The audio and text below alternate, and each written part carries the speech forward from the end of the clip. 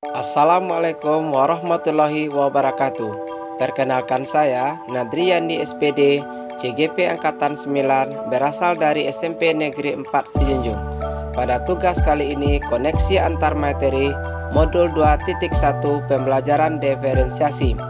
Perkenalkan, fasilitator Bapak Riko Kurniawan MPD dan pendamping praktek Ibu Meldawanti SPD dan saya sendiri CGP Nadriandi SPD.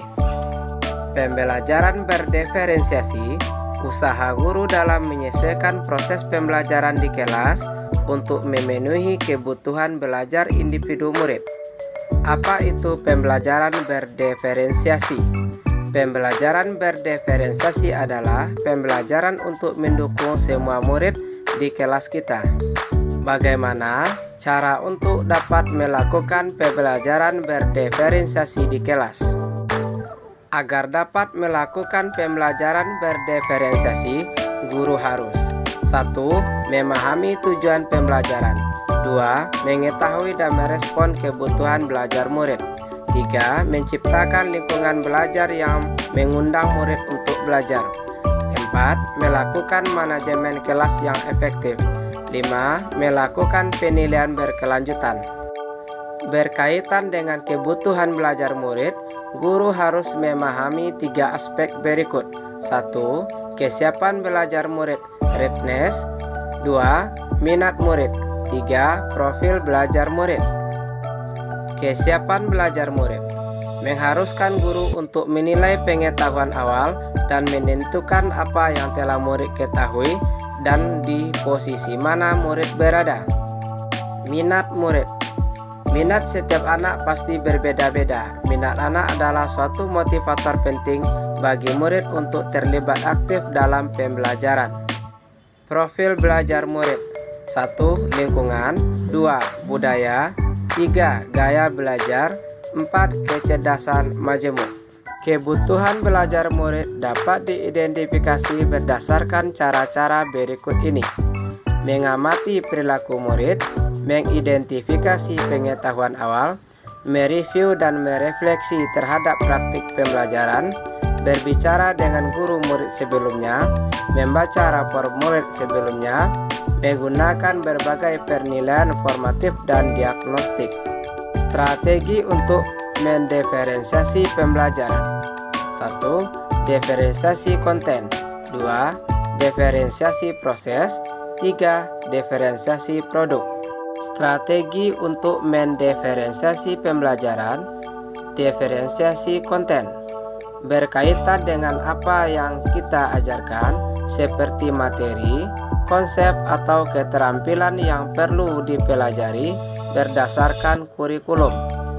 Mengidentifikasi konten bisa dilakukan dengan membedakan pengorganisasian atau format penyampaiannya, bukan mengubah, menurunkan standar kurikulum.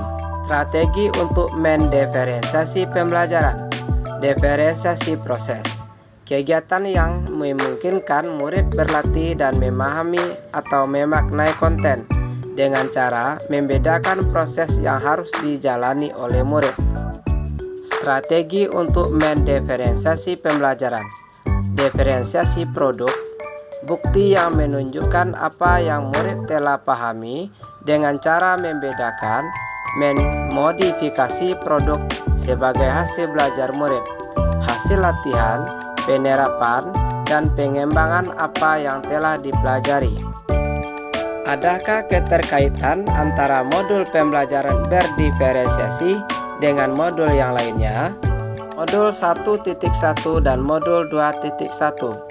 Untuk dapat melakukan pembelajaran berdiferensiasi, maka guru harus memenuhi kebutuhan belajar murid sesuai dengan kodrat alam dan kodrat zaman berdasarkan filosofi Ki Hajar Dewantara. Modul 1.2 dan modul 2.1.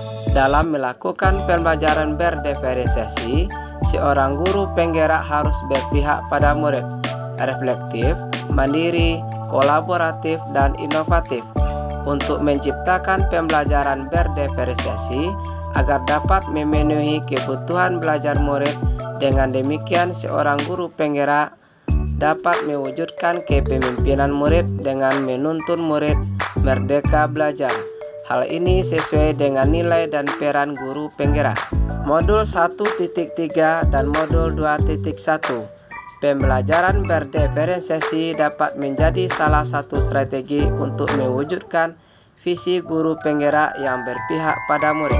Modul 1.4 dan Modul 2.1.